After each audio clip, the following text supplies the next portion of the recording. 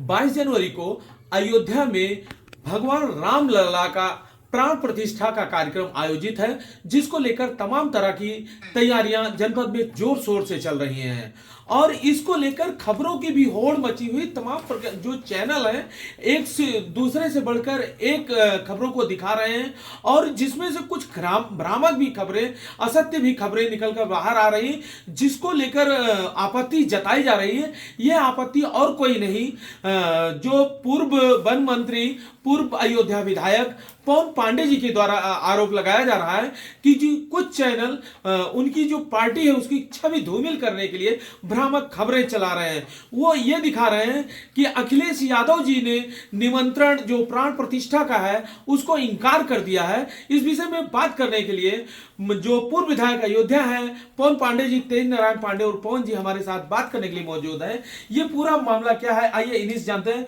मंत्री जी, सबसे पहले आपका स्वागत है चैनल पे। बहुत धन्यवाद आपका। ये पूरा मामला क्या है? आपने जो आरोप लगाया है कि चैनल असत्य और गलत भ्रामक खबरें चला रहे हैं, क्या है ये आखिर पूरा मामला? परसों रात में मैंने कुछ चैनलों पर देखा जो पत्रकारिता छोड़कर चाटुकारिता करने वाले कुछ चैनल हैं, जिन्होंने अपना जमीर जो है गिरवी रख दिया किसी दल के चरणों में। उस चैनल पर चल रहा था कि समाजवादी पार्टी के राष्ट्रीय अध्यक्ष जी को निमंत्रण दिया गया, उन्होंने ठुकरा दिया, फलाना ढमकाना, इस तरह की बातें। तो मेरा सवाल है उन चैनलों से कि समाजवादी पार्टी के राष्ट्रीय अध्यक्ष जी को निमंत्रण देने कौन गया था? किस व्यक्ति ने निमंत्रण दिया? उस व्यक्ति का नाम सार्वजनिक होना चाहिए। कब निमंत्रण दिया, कहां दिया, डाक से भेजा, कोरियर से भेजा, कैसे भेजा, किसके पास भेजा, प्रमाण के साथ सारी चीजों को चलाना चाहिए। अंधभक्ति में इतने अंधे नहीं हो जाना चाहिए, चाटुकारिता में इतने अंधे नहीं हो जाना चाहिए कि बगैर जानकारी के, बगैर सूचना के, गलत तथ्यों के आधार पर खबर चलाई जाए और यह लगे कि आप किसी की चाटुकारिता कर रहे हैं पत्रकारिता को छोड़कर। तो मैं ऐसे जो चैनल वाले हैं इनकी निंदा करता हूं और कहना चाहता हूं कि आने वाले समय में जब कभी पत्रकारिता की बात होगी तो चाटुकारों के रूप में आपको जाना जाएगा। अभी भी समय है, सुधर जाइए, अपनी पत्रकारिता करिए, चाटुकारिता करना बंद कर दीजिए। जो सत्य हो, सही हो, वही दिखाइए।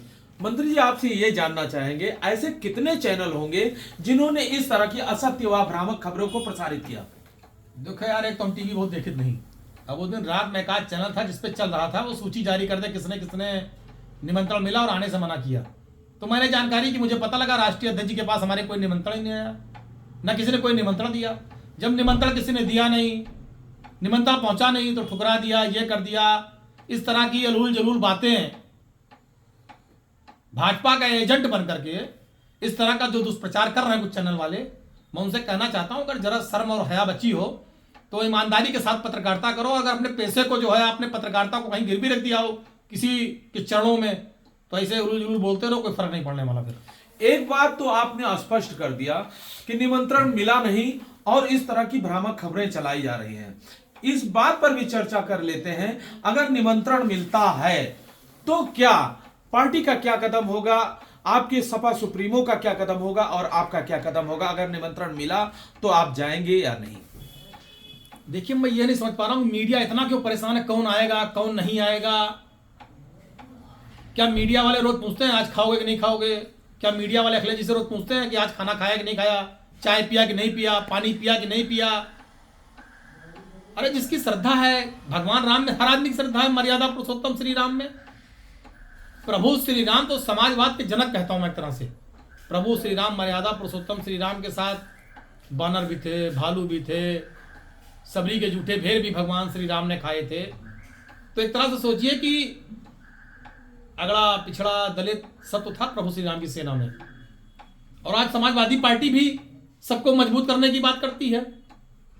जब गरीब परिवार, वंचित परिवार, शोषित परिवार, आदिवासी परिवार, जो अगले पिछड़े गरीब हैं वो परिवार, जो अल्पसंख्यक हैं, दबे कुचले हैं वो लोग, जब हर घर में संपन्नता आ जाएगी, हर घर में खुशहाली आ जाएगी, चाहे वो अगड़ा हो, चाहे पिछड़ा हो, चाहे दलित हो, चाहे मुसलमान हो, अल्पसंख्यक कोई हो, जो अभाव में है, जिसका अभाव खत्म हो जाए, उसके घर में अच्छी शिक्षा की व्यवस्था हो जाए, उसके परिवार में रोजगार की अच्छी व्यवस्था हो जाए, उसके बच्चों की शिक्षा की व्यवस्था हो जाए, उसके घर में सारी सुख सुविधाएं आ जाए।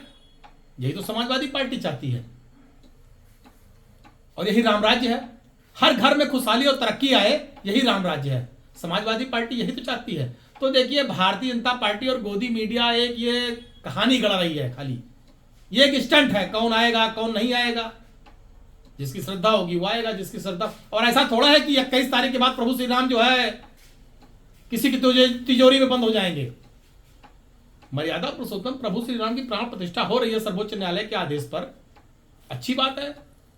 उन्होंने आदेश दिया वहां मस्जिद बनेगा तो वहां मस्जिद बन रही है, मंदिर का आदेश दिया मंदिर बन रहा है, अच्छी बात है। मंदिर की बधाई, भगवान श्री राम की कृपा सब पर बनी रहे, खुशहाली हो, तरक्की हो। और मैं तो मांग कर रहा हूं, भगवान श्री राम से यहीं से बैठे बैठे प्रार्थना करता हूं कि जो लोग ठग रहे हैं देश को, जो देश को कमजोर कर रहे हैं, प्रभु श्री राम ऐसे लोगों को ठीक करें। प्रभु श्री राम जो किसानों की आय दुगनी वादा करके किसानों को ठग रहे हैं, प्रभु श्री राम ऐसे लोगों को ठीक करें। जो प्रदेश और देश के नौजवानों को रोजगार देने का वादा करके उनके हाथ में कटोरा थमा दिए हैं, प्रभु श्री राम ऐसे लोगों को ठीक करें। हम तो मर्यादा पुरुषोत्तम प्रभु श्री राम से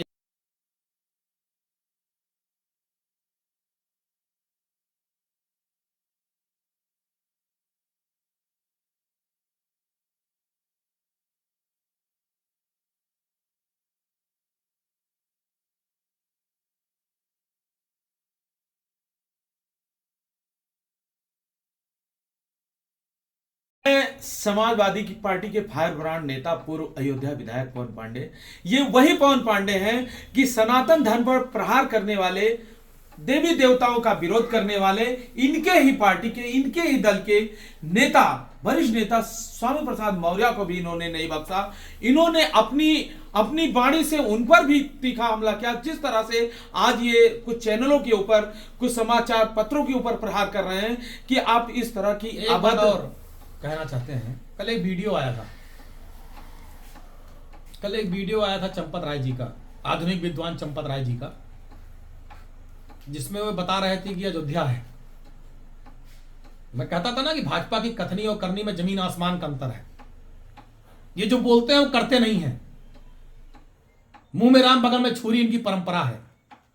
कल जो चंपत राय जी का वीडियो है उसमें चंपत राय जी क्या बोल रहे हैं, ये अयोध्या है, यहां पर गला काट के लोग पैसा ले लेते हैं।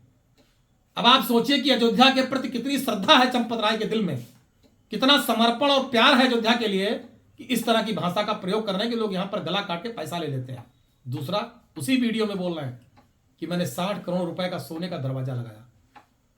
आपको बधाई, आपको क्या, इस देश में रहने वाले लोगों को बधाई जिन्होंने सहयोग किया, समर्पण दिया और आपने इतना अच्छा दरवाजा लगाया, बधाई इसके लिए। आप 60 करोड़ नहीं 160 करोड़ का दरवाजा लगाइए और बधाई। लेकिन आप उसके बाद जो बोल रहे हैं पुजारी मारा जाएगा क्योंकि सोने का दरवाजा, इस तरह की भाषा, इस तरह का जो वक्तव्य दे रहे हैं चंपत राय जी, मुझे बड़ा अफसोस है कि आपके दिल में जो अयोध्या की भावना है, जो अयोध्या के लिए आपके दिल में भाव है, वो आपके मुंह से शारीरिक रूप से सुनाई पड़ रहा है। मैं इसकी निंदा करता हूं कि आप अयोध्या को जिस तरह से अपमानित कर रहे हैं, अयोध्या की जनता इसके लिए भी आपको कभी माफ नहीं करेगी। आपका एक प्रकार से यह कहना माना जाए कि वो लुटेरी अयोध्या बोलने का प्रयास कर रहे हैं। अब अगर चंपत राय जी बोल रहे हैं कि ऐसी अयोध्या यहाँ पर लोग गर्दन काट के रुपया ले लेते हैं, अब इसका मतलब चंपत राय जी सही से बता सकते हैं उनका क्या भाव है इसको कहने का। तो ये अयोध्या के पूर्व विधायक पवन पांडे जी हैं, अपने खरी खरी बातों के लिए जाने जाते हैं। इन्होंने स्वामी प्रसाद मौर्य से लेकर हर उस पर प्रहार किया जिन्होंने सनातन धर्म या देवी देवताओं पर प्रहार किया, हर उस मीडिया पर प्रहार किया कि जो बिना तथ्य की खबरें चलाते, अपने बेबाक बातों के लिए जाने जाते हैं पवन पांडे जी। इनकी बातों को आप सुन रहे थे, बहुत बहुत धन्यवाद।